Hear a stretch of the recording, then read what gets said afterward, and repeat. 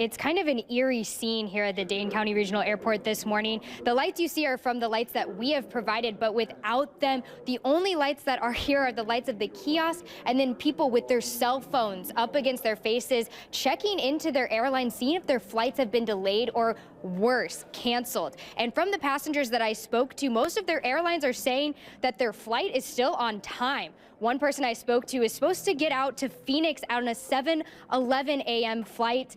And from the looks of it right now, with the backup generator not kicking in, I do not believe that that passenger is going to make it on that 7:11 flight this morning. This tree branch snapped off in those high winds, as you saw, that were able to tip over semis. When that storm was in the peak of its strength, those winds were going 40 to 60 miles per hour. Just across the street, another neighbor had a tree snap almost in half. It is covering their driveway. Luckily, it doesn't seem to have any damage to the house or that tent that's in the front yard. But this is what some people in our area are waking up to this morning, and they will have to make sure they can get this cleared so they can safely get in and out of their driveway. We're going to continue heading up north to continue to look at this damage. Megan, the sound you're hearing behind me, that's extremely loud. It's a backup generator that police have brought in order to give electricity to the city hall right now. But people here in Lodi on Main Street, they are still living in the dark. And I want to show you just how far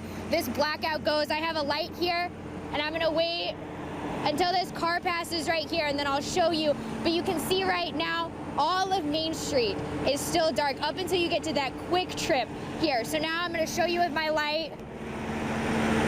This is the only light we're having right now to show you all of Main Street here.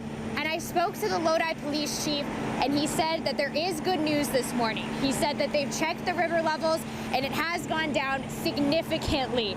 So Lodi police are expecting today to be a different story than yesterday. But he did tell me that many community members came out, as well as members from the surrounding communities, to help people sandbag, and that spirits right now in Lodi are high. The 10th anniversary of the Wilderness Resort Zip Line is cause for celebration. They are hosting their first ever zip-a-thon for a charitable cause. Local celebrity and Olympic gold medalist curler Matt Hamilton will be here. It's $20, and anyone who weighs between 70 and 270 pounds can look just like me, harnessed up with your helmet, ready to go and zip line. All the money goes back to Matt Hamilton's charity, Project Joy. All right, Mariah, I saw you do it. I'm all harnessed up. We've been teasing it all morning. Here we go. Oh! Reporting live in the Dells, I'm Amelia Jones, NBC 15 News.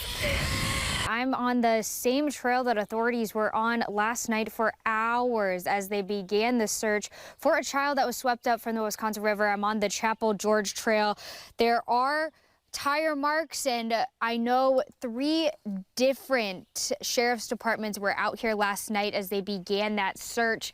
They had the Sauk County dive team also out here. If you follow this trail all the way to the end, that's where you're going to get to a Wisconsin Department of Natural Resources scenic area that allows people to swim in the river. That's where the Sauk County dive team dove into the Wisconsin River to start looking for the child. There is still no sign of the child. The Adams County Sheriff's Office told me the search will begin a little after 8 this morning.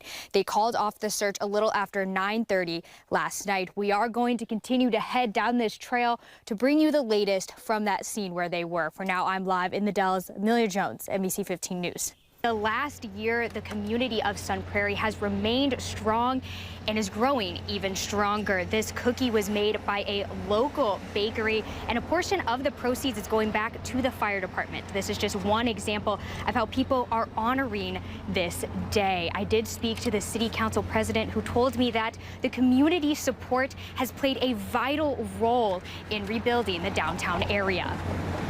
Dane County is growing like crazy, and Sun Prairie seems to be at the perfect location where lots and lots of people want to come here. So new things are happening every day all over Sun Prairie, and we need to have this part of the city come back. There are plans to memorialize the site where the bar house formerly stood.